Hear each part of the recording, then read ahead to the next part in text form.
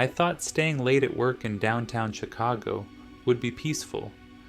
But that night, I realized being alone in an office building after dark is the stuff of nightmares. It happened 3 years ago, back when I worked in a mid-sized company in the heart of Chicago.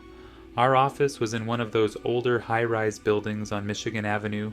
It had charm during the day, big windows, creaky wooden floors, a view of the river, but at night it was completely different. The long hallways felt colder. The faint hum of the city outside made the silence inside feel heavier. It was a Thursday, and we were swamped with deadlines.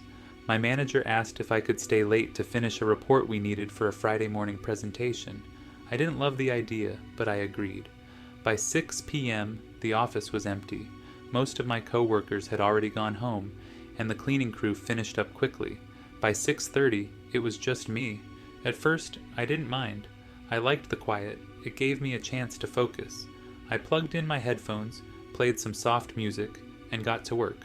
The office lights were on, the air conditioning hummed softly, and my desk lamp gave me enough light to feel cozy in my cubicle. Around 7:15, I got up to stretch my legs. The entire floor was dark except for the area where I was working, and it was strange to see the rest of the space so empty. My cubicle was in the center of the floor, surrounded by rows of other desks and small meeting rooms. I walked toward the break room, which was at the far end near the windows overlooking the street below. While I filled my water bottle, I thought I heard faint footsteps behind me. It was soft, barely there. I glanced over my shoulder, but I didn't see anyone. The hallway behind me was empty, and there was no sound except for the faint hum of a vending machine. I told myself I was being paranoid and went back to my desk. By 8 p.m., something weird happened. Out of the corner of my eye, I noticed movement in the hallway near the elevators. The lights in that area were motion activated, and they suddenly turned on. I froze and stared in that direction. I couldn't see anyone, but the lights stayed on for a few seconds before turning off again. I stood up from my desk and walked toward the elevators to check it out. "Hello?" I called out. My voice echoed through the hallway, but no one answered. I glanced around the corner to see if maybe someone from another floor had come up by accident, but it was completely empty. I shook it off, convincing myself it was just a glitch with the lights. But as I walked back to my desk, my stomach felt tight. Things got stranger after that. Around 8:30, I was back at my desk typing up my report when my computer screen suddenly went black. The entire desktop disappeared, and all I could see was my reflection in the blank screen. My first thought was that it had gone into sleep mode, but when I tried to move the mouse, nothing happened. I pressed a few keys, and still, nothing. I looked over at the nearby IT help desk area.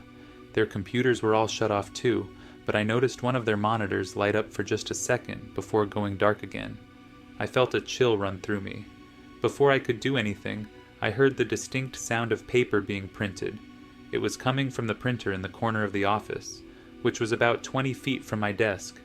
I hadn't sent anything to print, and I was the only one on the floor. Cautiously, I walked over to the printer. As I got closer, I could hear the mechanical sounds of the printer whirring, the paper sliding through the rollers. When I reached it, a single sheet of paper came out. I grabbed it and turned it over. The page was completely blank. I stood there for a few moments, staring at it, trying to figure out what was going on. Was someone on another floor messing with me? Or was it some kind of technical malfunction? Either way, I felt uneasy. I decided to call the building's night security guard, whose name was Mike. He worked in the lobby and made rounds every hour. I picked up my phone and dialed his number.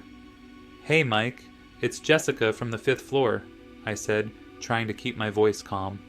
"I think something weird is happening up here. Can you check the cameras or come by? I'm hearing noises and, well, it just doesn't feel right." Mike sounded skeptical but agreed to come up and check things out. "Sit tight, Jess. I'll be there in a few minutes," he said. I waited at my desk, my heart pounding in my chest. Every little sound, whether it was the building settling or the distant hum of traffic outside, made me jump. When Mike arrived, I felt a wave of relief. He was an older guy, probably in his late 50s, and he always carried a flashlight. He walked into the office, looking around with a bored expression. "I checked the cameras," he said. "Didn't see anything unusual." "I heard footsteps earlier," I told him. "And the printer." I held up the blank sheet of paper. "This printed by itself." Mike sighed and scratched his head. "Could be a glitch. This building's old. Weird stuff happens all the time." Before I could respond, the lights in the office went out.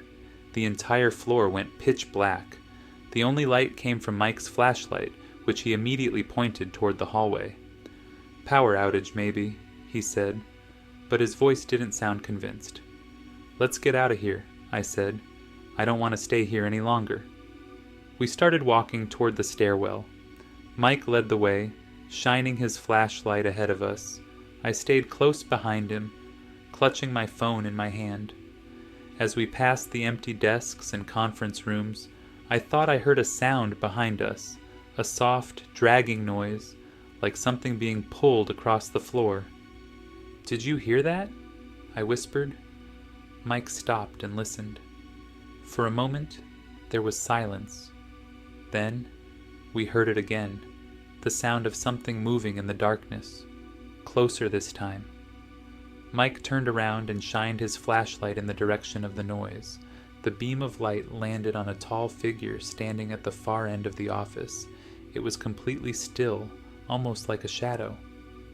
"Hey, who's there?" Mike called out. The figure didn't move.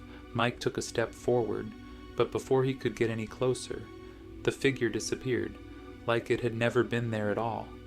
At that moment, the emergency lights in the stairwell flickered on, casting the hallway in a dim yellow glow. "Let's go," Mike said firmly, his voice low. We hurried down the stairs, not stopping until we reached the lobby. When we got there, Mike checked the security cameras again, but nothing showed up. No movement, no figure, nothing. I didn't wait around to figure out what had happened. I quit that job the next morning. Whatever I experienced that night, I never wanted to feel it again. Even now, whenever I walk past an office building at night, I get chills,